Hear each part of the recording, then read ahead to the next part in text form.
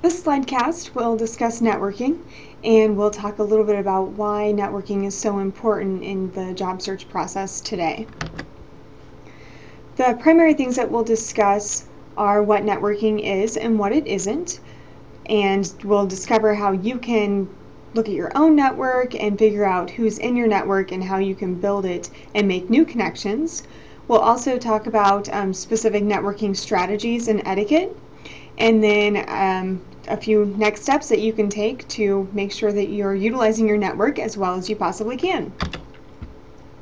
So, networking is so important today in the job search process because 70 to 90% of the jobs and internships that are available at any given time are not posted anywhere. They're not on a job board, they're not in a newspaper, they're not on a company website. So how are they getting filled? They are getting filled most often through promotions, internal promotions, and then next they're getting filled by referrals.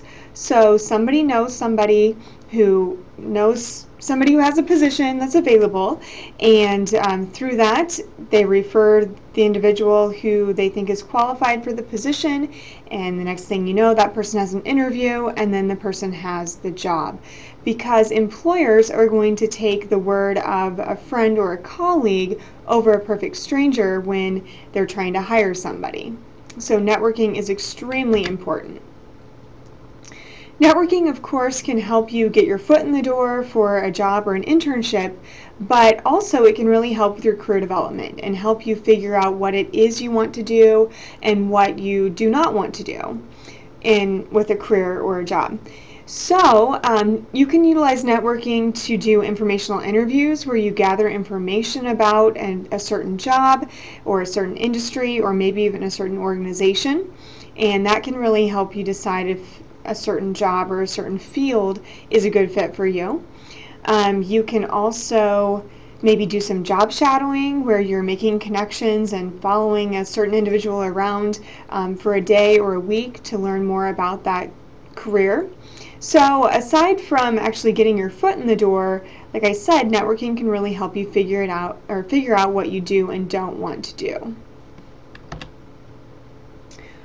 One of the best things to do when you first start thinking about networking is to figure out who is in your network already.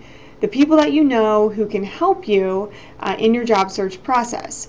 So you have this assignment on the course website and you will need to complete it for an assignment this week.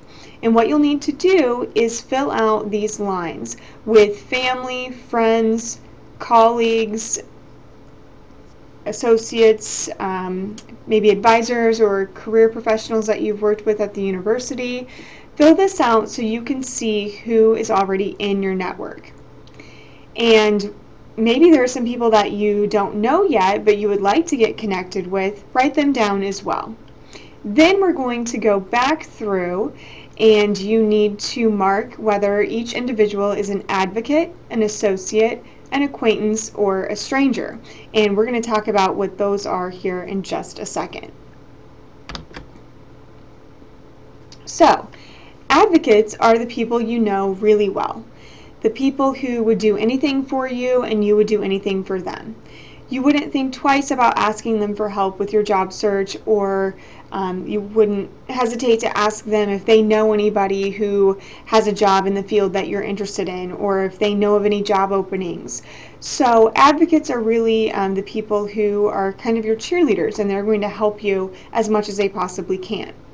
Next, we have associates. Associates are people you know pretty well, but not as well as your advocates. You talk to these people on a fairly regular basis, so these could be people such as friends, or maybe friends of your parents, maybe parents of your friends.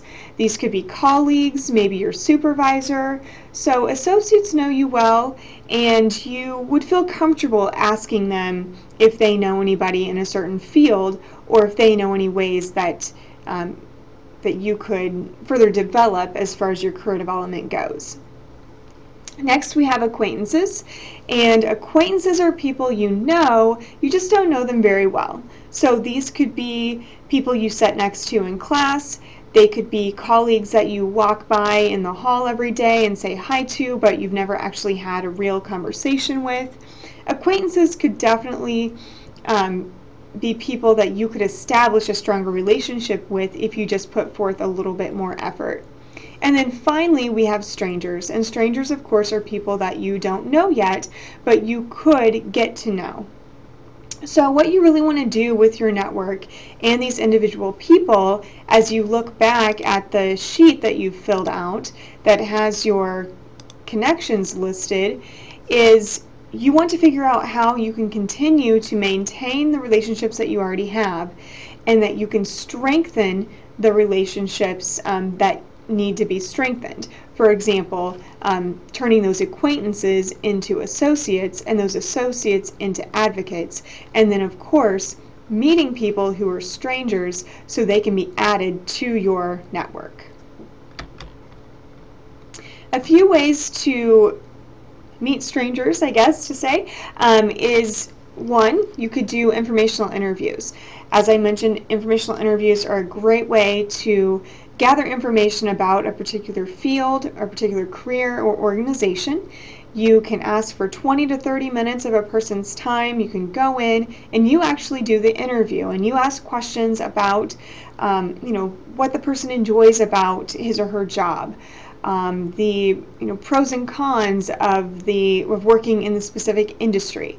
You can ask about specific qualities that are necessary to be successful in that specific job. So you are just gathering information to help you figure out if this is a good fit for you, and now that person that you've interviewed has become part of your network. You can also attend career fairs.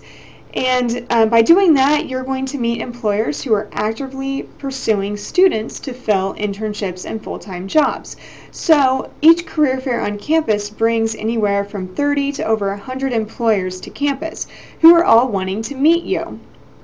So every employer that you meet that day at a career fair originally is a stranger, but you can turn them into acquaintances by meeting them that day and following up and staying connected.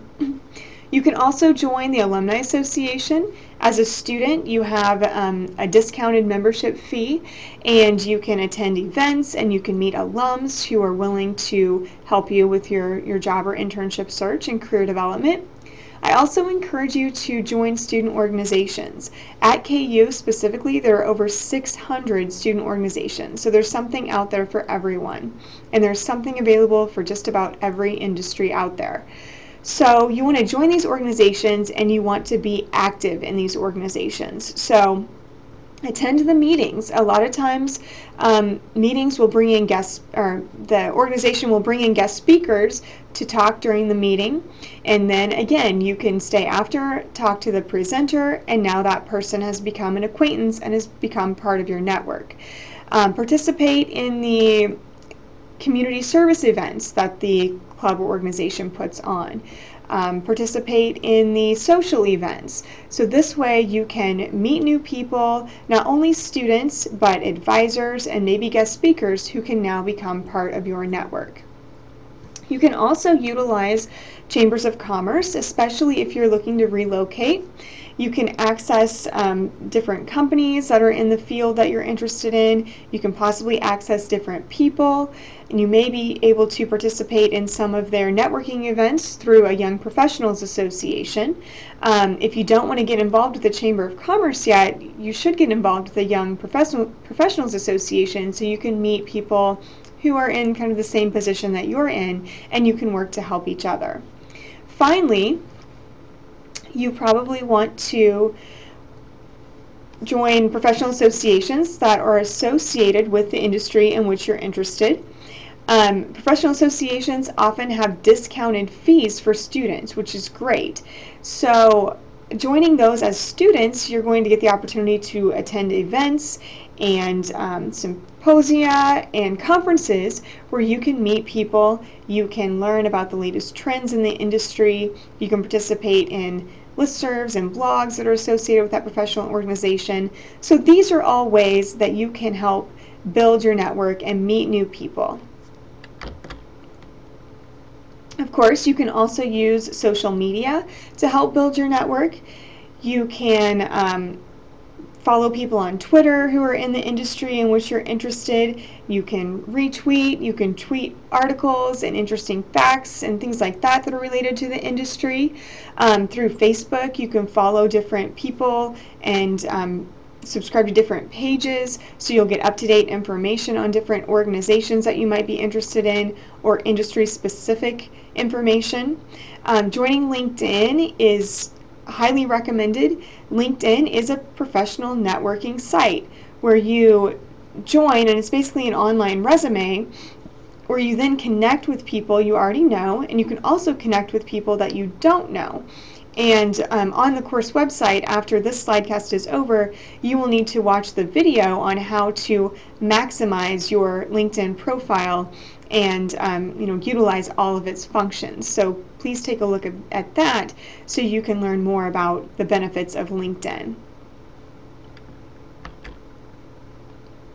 When you're networking, it's really important to have a positive professional image. So when you're doing things like informational interviews, or you're going to conferences, or you're going to events or workshops, you want to dress professionally. So business casual would be the minimum dress that I would recommend. But if you're going to professional dinner or something like that, by all means you'd want to wear business professional attire. So decide what you're going to wear based on the particular event, but no matter what, dress professionally. You always want to represent yourself as professionally as possible. Now, when you meet these people, of course, you want to offer a nice firm handshake and smile and make eye contact and just communicate effectively with people, get to know them. You don't want to start the conversation right away with, "Hi, I'm looking for this particular job." Rather, you want to start by introducing yourself, talking a little bit about what you do, where you're currently at. Just meet people and get to know them and start establishing a relationship. So one thing that you might want to do is think about your 30-second commercial. And this is actually something that we're going to do as an assignment, so you can find that assignment located on the course website. But when you're introducing yourself, things to think about to use in your 30-second commercial might be your major, your current year in school, or if you've already graduated, maybe when you graduated and your major. You might mention some part-time jobs that you've had, or some internships that you've had, or some specific skills or qualities that you have. These 30-second commercials can be really beneficial when you first meet people at career fairs, for example, or when you're introducing yourself during an informational interview. So think about a few key things that you would like people to know about you that will help you kind of continue that conversation and get to know that person in a professional way. You also want to think about not only what you can get out of networking, but you also want to think about what you can give back to other people, because the more that you give back to others, the more willing they're going to be to help you. So the quote here says, "If you want to have an interesting conversation, be interested. If you want to meet interesting people, be interested in the people you meet, their lives, their history, their story." So once you have done this initial kind of introduction, now, like I said, you want to work on establishing that relationship. So you want to listen. You want to listen to what the other person has to say and pick up on things that you might be able to help that person with. So if the individual you're speaking to mentions that he or she is trying to break into the marketing industry, and you happen to have a brother who's a marketing manager in that area, maybe you could set up that person with an informational interview with your brother.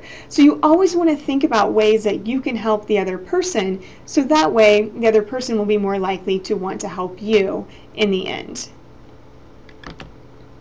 So how do you keep these relationships going? When you initially meet somebody, you may only talk for about 15 minutes, if even that. So what you want to do is to try to get contact information or a business card so you can follow up. Or if you say that you're going to do something for somebody, such as connect that person with your brother who's in the marketing industry, make sure to do that. So collect contact information and follow up with things that you said you were going to do. And if you didn't say you were going to do anything, after a couple of weeks, you might just check in with that person and see how they're going, and show your sincere appreciation for meeting that person. And if you feel comfortable, maybe even invite that person to lunch so you can continue establishing that relationship. So the key to networking is when you're meeting new people, you always want to follow through and follow up.